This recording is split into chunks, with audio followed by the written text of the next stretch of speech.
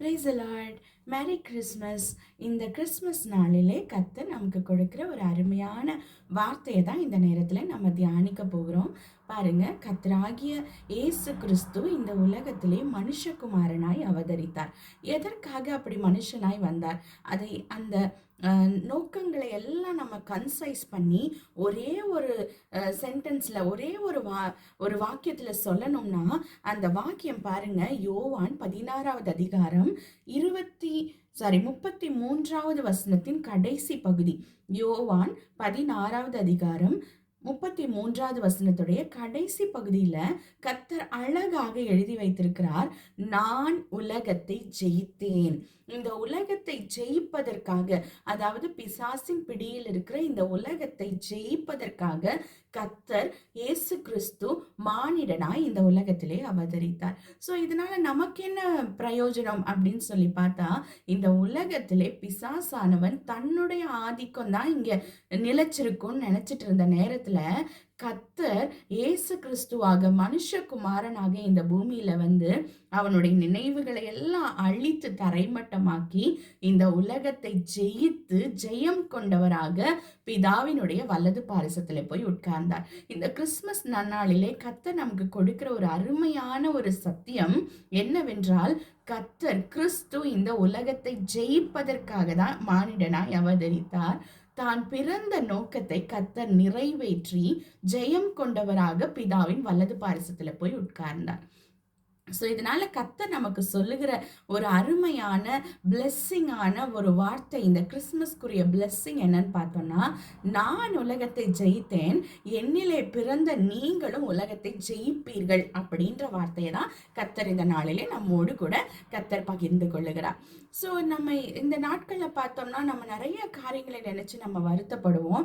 நிறைய காரியங்கள்ல நம்ம டிப்ரெஸ் ஆயிடுவோம். ஐயோ, நான் இதுல தோத்து போயிட்டனோ, இதுல நான் வந்து விழுந்துட்டனோ, இதுல எனக்கு ஒரு ஜெயம் இல்லாம போயிடுச்சோ, நான் இதை தவற விட்டுட்டேனோ, நான் ஒரு ஃபெயிலியரோ, இந்த மாதிரி நிறைய எண்ணங்களை பிசாசு கொண்டு வந்து தேவ பிள்ளைகளுடைய வாழ்க்கையில போடுவோம்.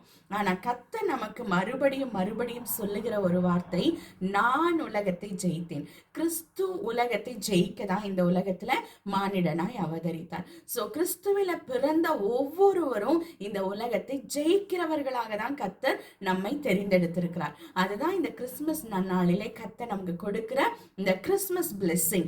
நாம் எதற்காக பிறந்திருக்கிறோம்? நாம் எதற்காக கிறிஸ்துவிலே பிறந்திருக்கிறோம்? இந்த உலகத்தை ஜெயிப்பதற்காக. நிறைய வேளைகள்ல உங்களுடைய வாழ்க்கையில, என்னுடைய வாழ்க்கையில நிறைய காரியங்கள்ல நம்ம யோசிக்கிறது, நம்முடைய தாட்ஸ்ல பிசாசு கொண்டு வந்து போடுகிற எண்ணம் இதுதான், நீ தோத்து போயிட்ட, நீ இந்த காரியத்துல ஒரு ஃபெயிலியர் ஆயிட்ட. நிறைய காரியங்கள் நம்முடைய மனசே சொல்லு, நான் இதுல தோத்து போயிட்டனோ. நிறைய அதாவது கிறிஸ்துவை அறியாத மக்களுடைய வாயிலிருந்து பிசாசு அந்த மாதிரியான வார்த்தைகளை நம்ம இடத்துல பேசுவான். நீ இதுல ஒரு ஃபெயிலியர் ஆயிட்ட, அவ்வளவுதான், எல்லாம் முடிஞ்சு போச்சு, இனி வாழ்க்கை இல்லை, இனி உயர்வு இல்லை, இனி இவ்வளவுதான் வாழ்க்கை என்று சொல்லி நிறைய காரியங்களை பிசாசு நம்மிடத்துல பேசுவான். அதற்கு தான் அவனுக்கு வேதம் சொல்லுகிறது, பொய்யனும் பொய்க்கு பிதாவுமாய் இருக்கிறானா. அவன் வாயை திறந்து பேசினாலே பொய் தான். அதனால நம்ம என்ன நினைக்கணும், இந்த வேதத்துல கர்த்தர் நம்மோடு கூட பேசுகிற வார்த்தை மாத்திரமே மெய், அதாவது அது மாத்திரமே நம்பப்படத்தக்கது. அது இல்லாம புறஜாதிகள் வாயிலாக இல்லை, கிறிஸ்துவை அறியாதவர்கள், நிறைய நேரத்துல கிறிஸ்துவை அறிந்தவர்கள் மூலமாக கூட பிசாசு பேசுவோம். சோ இந்த பைபிள்ல இல்லாத சில காரியங்கள் நம்மை நோக்கி வரும் பொழுது அதை தான் பவுல் சொல்றாரு, தேவ தூதனே வந்து இந்த சத்தியத்தை மாற்றி சொன்னாலும் அதை கேட்க கூடாது. ஏன்னா சத்தியம் ஒருவரே, அவரே கிறிஸ்து. அவர் சொல்லியிருக்கிறாரு, நான் உலகத்தை ஜெயித்தேன், என்னால பிறந்த நீங்களும் உலகத்தை ஜெயிப்பீர்கள். இதுதான் நமக்கு கர்த்தர் கொடுக்கிற கிறிஸ்துமஸ் செய்தி. சோ நாம் கிறிஸ்துவிலே பிறந்த ஒவ்வொருவரும் உலகத்தை ஜெயிக்கிறவர்களாக தான் கர்த்தர் நம்மை முன்குறித்திருக்கிறார். சோ இதற்கு ரிலேட்டடா ஒரு 2-3 வசனங்களை நாம இந்த நேரத்துல தியானிக்கலாம். பாருங்க, கிறிஸ்து பிறப்பதற்கு முன்பாகவே அவரை குறித்த அநேக தீர்க்க தரிசனங்கள் வெளிப்படுத்தப்பட்டன. அதுல ஒரு அருமையான வசனம் தான் ஏசாயா 9வது அதிகாரம் 6வது வசனம். அந்த இடத்துல ஏசாயாவை கொண்டு கர்த்தர் சொல்லுகிறார், நமக்கு ஒரு பாலகன் பிறந்தார், நமக்கு ஒரு குமாரன் கொடுக்கப்பட்டார், கர்த்தத்துவம் அவர் தோளின் மேல் இருக்கும், அவர் நாமம் அதிசயமானவர், ஆலோசனை கர்த்தா, வல்லமையுள்ள தேவன், நித்திய பிதா, சமாதான பிரபு. பாருங்க, வல்லமையுள்ள தேவன். அந்த வல்லமையை நிறைய நேரத்துல பிசாசு மறைச்சு வச்சிருவான் நம்முடைய கண்களுக்கு. அவர் வல்லமை உள்ளவர் தான். ஆனா நம்முடைய கண்கள் அதை பார்த்து விட முடியாதபடி பிசாசு அநேக காரியங்களை கொண்டு வந்து நம்முடைய கண்களை, மனக்கண்களை, நம்முடைய மாம்சத்துக்குரிய கண்களை மறைத்து விடுவான். ஆனா கர்த்தர் சொல்லியிருக்கிறாரு, வல்லமையுள்ள தேவன், வல்லமை உள்ளவர். அப்படின்னு அதுக்கு என்னங்க அர்த்தம்? வல்லமைனா என்ன? நமக்கு இருக்கிற பலன், எத்தனையோ பலசாலிகளை நம்ம பார்த்துருக்குறோம். அவங்கெல்லாம் ஒரு ஒரு ஒரு ஒரு பாயிண்ட்ல வரும்போது அவங்க ஃபெயிலியர் ஆயிடுவாங்க. மேபி அவங்களுடைய வயதான நிலைமையினால, இல்ல அவங்களுடைய உடல் பலவீனமாகிறது நிமித்தமாக, வியாதியினால, இல்ல சில கடன் பிரச்சனைகளினால, இல்ல குடும்பத்துல காணப்படுகிற சில போராட்டங்கள், ஸ்ட்ரெஸ்ஃபுல்லான லைஃப், அதனால அவங்க ஒரு ஃபெயிலியரா ஒரு பாயிண்ட்ல அவங்களால இனி என்னால முடியாது. எத்தனையோ பலசாலிகள் உலகத்துல காணப்பட்ட எத்தனையோ பலசாலிகள் அப்படிதான் தங்களுடைய வாழ்க்கையை முடித்து கொண்டிருக்கிறாங்க. ஆனா பாருங்க, வல்லமையுள்ள தேவன் அப்படிங்கிறது என்னன்னு பாத்தீங்கன்னா, 1 கொரிந்தியர் 1வது அதிகாரம் 29வது வசனம்.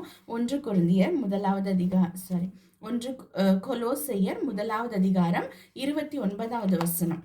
கொலோசையர் 1வது அதிகாரம் 29வது வசனத்துல பாருங்க, அதற்காக நான் எனக்குள்ளே வல்லமையாய் கிரியை நடப்பிக்கிற அவருடைய பலத்தின்படி போராடி பிரயாசப்படுகிறேன். அந்த வல்லமை என்ன? நம்மை வல்லமை உள்ளவர்களாய் மாற்றி இந்த உலகத்தை ஜெயிக்கிறவர்களாக நிறுத்துவதே அந்த வல்லமை. சோ அந்த வல்லமைக்காக அந்த அந்த வல்லமையை நம்ம புரிந்து கொண்டு, கர்த்தர் ஆல்ரெடி நமக்குள்ள இருக்கிறாரு. அததான் பவுல் இந்த இடத்துல சொல்றாரு, நான் எனக்குள்ளே வல்லமையாய் கிரியை நடப்பிக்கிற அவருடைய பலத்தின்படி போராடி பிரயாசப்படுகிறேன். நிறைய நேரத்துல நம்ம சோர்ந்து போயிடுவோம். ஏன்னா என்னுடைய பலன் அவ்வளவுதான். ஏன்? நமக்குள்ளாக இருக்கிற அந்த வல்லமையின் ஆவியானவரை நாம் புரிந்து கொள்ளாமல் இருக்கிறது தான் அந்த விஷயம். சோ என்ன பண்ணணும்? இந்த வல்லமையுள்ள தேவன், அவர் எப்படிப்பட்ட வல்லமையுள்ளவர்? நமக்குள்ளாக வந்து நம்முடைய பலவீனத்துல அவருடைய பலத்தை முழுவதுமாக கொடுத்து போராடி ஜெயம் கொள்ளுகிறவர்களாக நம்மை உயர்த்த வல்லமையுள்ளவராய் இருக்கிறார். சோ இந்த கிறிஸ்துமஸ்ல கர்த்தர் நமக்கு கற்றுக் கொடுக்கிற ஒரு அருமையான சத்தியம், நீ வல்லமை இழந்து, பலன் இழந்து, ஐயோ என்னால இதுக்கு மேல முடியல, போராட முடியல, இனி என்னால முடியாது அப்படின்ற ஒரு நிலைமையில இருக்கிறவர்களிடத்துல கர்த்தர் சொல்றாரு, நான் வல்லமையுள்ள தேவன், அந்த வல்லமை, அந்த சர்வத்துவத்தின் வல்லமையை கொண்டு வந்து உனக்குள்ளாக நான் கிரியை செய்ய போகிறேன். நீ போராடி மேற்கொண்டு ஜெயம் கொண்டவனாய் மாறப்போகிறாய். இததான் கர்த்தர் நம்மிடத்துல இந்த நாளிலே பகிர்ந்து கொள்ளுகிறார். அடுத்ததாக பாருங்க, 1 கொரிந்தியர் 15வது அதிகாரம் 57, 58வது வசனங்கள். 1 கொரிந்தியர் 15, 57, 58 வசனங்கள்ல நாம இப்படி வாசிக்கிறோம், நம்முடைய கர்த்தராகிய இயேசு கிறிஸ்துவினாலே நமக்கு ஜெயம் கொடுக்கிற தேவனுக்கு ஸ்தோத்திரம். பாருங்க, எவ்வளவு ஒரு அருமையான ஒரு வார்த்தை. முதலாவது அவர் வல்லமையை கொண்டு வந்து நமக்குள்ளாக வைத்து, நான் வீக் கிடையாது, நான் பலவீனமானவன் அல்ல என்பதை நாம் புரிந்து கொள்ளத்தக்கதாக கர்த்தர் அவருடைய வல்லமை கொண்டாந்து வச்சு நமக்குள்ள பலத்தை கொடுக்கிறாராம். ரெண்டாவது பாருங்க, நம்முடைய கர்த்தராகிய இயேசு கிறிஸ்துவினாலே நமக்கு ஜெயம் கொடுக்கிற தேவனுக்கு ஸ்தோத்திரம். அப்படின்னா வல்லமையை வச்சு நான் புரிஞ்சுக்கணும், ஒவ்வொருத்தரும் புரிஞ்சுக்கணும், நான் பலனற்றவள் இல்லை, நான் தோற்று போனவன் அல்ல, எனக்குள்ளாக ஒண்ணுமே இல்லை அப்படின்ற ஒரு நிலைமையில நான் இல்லை.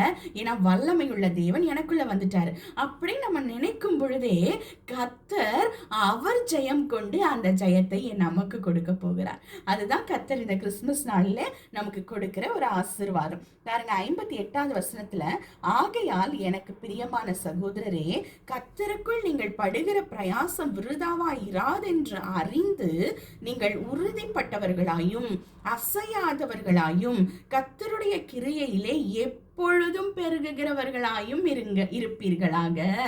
ஏன் இத கர்த்தர் சொல்லி இருக்கிறாரு? ஏன்னா நிறைய நேரங்கள்ல அடிக்கடி அடிக்கடி ஒரு பிரச்சனையில நம்ம ஜெயிச்சிட்டோம் அப்படின்னா பிசாசு அடுத்த பிரச்சனையை கொண்டு வந்து போடுவோம். அதனால கர்த்தர் என்ன கற்றுக் கொடுக்கிறார்? வல்லமையுள்ள தேவன்.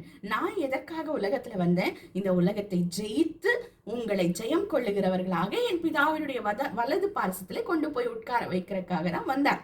அவர் தன்னுடைய பாட்டை முடிச்சிட்டார். இப்ப நம்முடைய பாட்டிலையும் நம்மை தனியா விடுகிறவர் அல்ல.